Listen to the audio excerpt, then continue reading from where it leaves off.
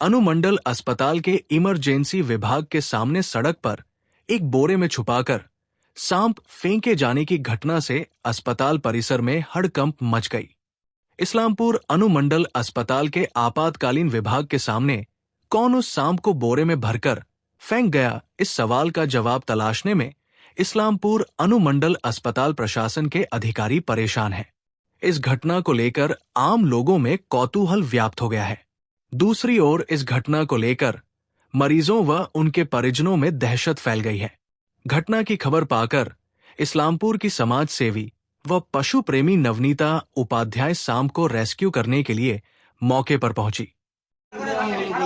এখন আমাকে হসপিটালে সুপার স্যার ফোন করেছিলেন যে কেউ একজন অজানা লোক সাপ বস্তার মধ্যে ভরে ফেলে রেখে গেছে।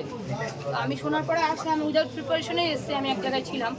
তখন যে বস্তা থেকে দুটো বস্তা খুলে দেখতে পেলাম এটা একটা চেকার কিল ব্যাগ, নন ভেনোমাস, যাতে জলডোরা বলে।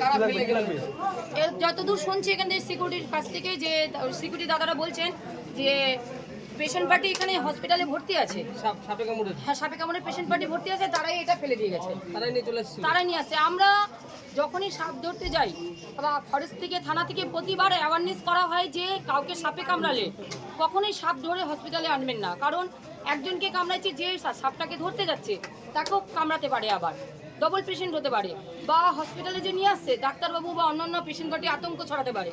তো এটা করলে ট্রিটমেন্টে অসুবিধা হয় সাপ ধরে নিয়ে আসলে। এটা চেকার কিল ব্যাগ বা জলডোরা বলে, নন ভেনোমাস। নন ভেনোমাস না, বিষাক্ত না, এই বিষ আছে কিন্তু মানুষ মারা যাওয়ার মতো বিষ নেই। এটা হ্যাঁ আপাতত আমি ফরেস্ট অফিসে নিয়ে যাবো।